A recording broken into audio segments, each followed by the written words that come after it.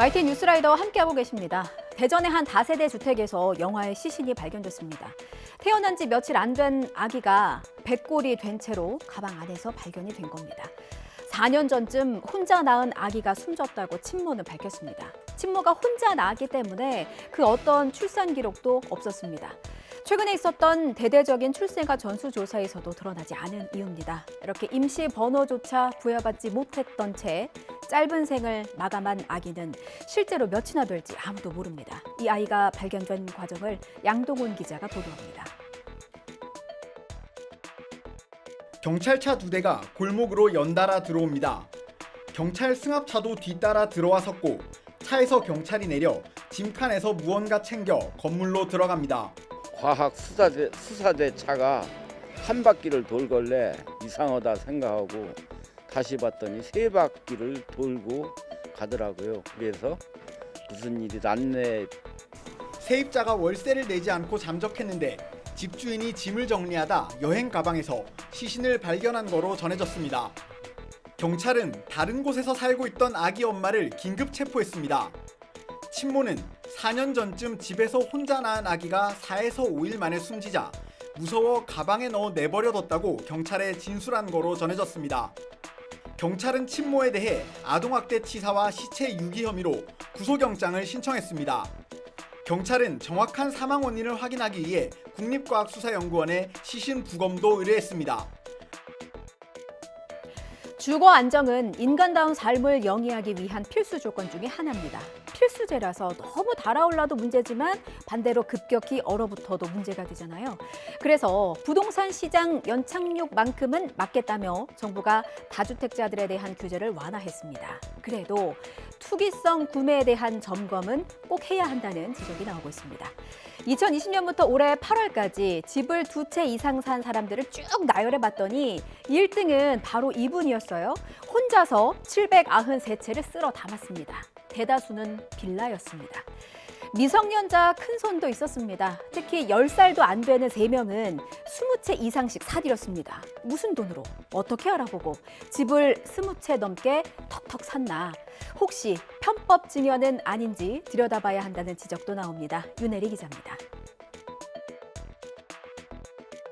국토교통부가 더불어민주당 장철민 의원에게 제출한 자료를 보면 지난 2020년부터 올해 8월까지 전국의 주택을 2채 이상 구매한 다주택자는 모두 15만 1천여 명. 구매 액수로 따지면 100조 원에 달합니다. 집을 가장 많이 구매한 사람은 50대 A씨로 무려 793채를 사들였습니다. 인천에서만 460채가 넘는 주택을 샀고 서울과 경기에서도 100여 채를 싹쓸이했습니다. 아무리 비싸도 4억 원을 넘지 않는 연립 다세대 주택이 대다수로 평균 매매액은 1억 4,600만 원입니다. 주택을 200채 이상 보유한 큰손도 9명이나 됩니다. 이들이 가진 주택만 전국에 3,900여 채에 달합니다. 이 역시 인천에 있는 주택이 절반 가까이 차지했고 80% 이상은 연립 다세대 주택으로 조사됐습니다. 인천은 수도권 중에서 집값 수준이 가장 낮고 연립 다세대 빌라는 집값과 전셋값 차이가 거의 없습니다. 따라서 작은 돈으로 큰 수익을 거둘 수 있는 투자 여건을 갖춰서 투기에 악용될 가능성이 높습니다. 위법이 의심되는 미성년자 투기 사례도 빈번합니다. 미성년자 249명이 1,078억 원을 들여 주택을 800채 넘게 사들이기도 했습니다. 평균 매매가액은 1억 3천만 원 수준입니다.